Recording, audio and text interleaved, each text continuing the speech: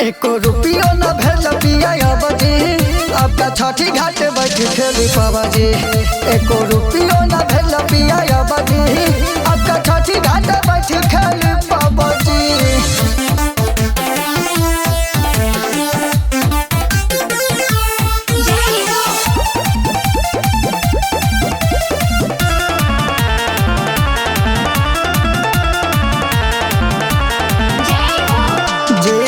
जमगढ़ में घूमे करो तारा रेस्ट हो, लॉकडाउन के मामला में तू करो तारा रेस्ट हो।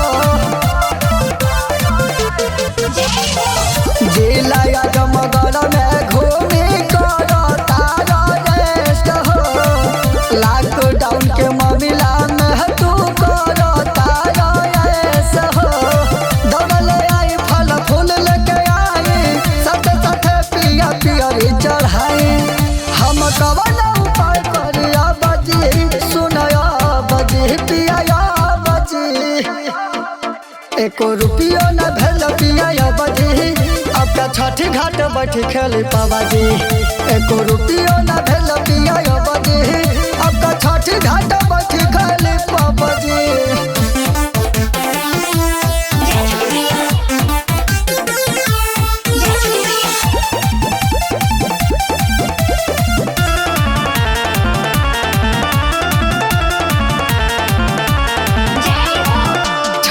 के बरतिया देखे अवतारी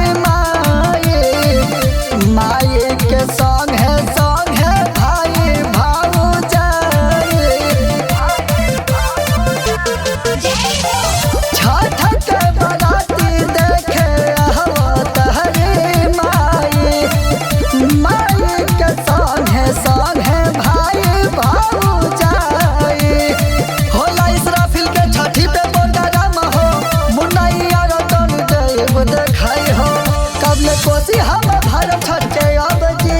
अरे बजी पिया बजी।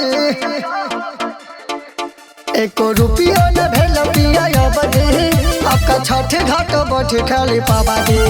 एको रुपयो न भेल पिया बजी आपका छठी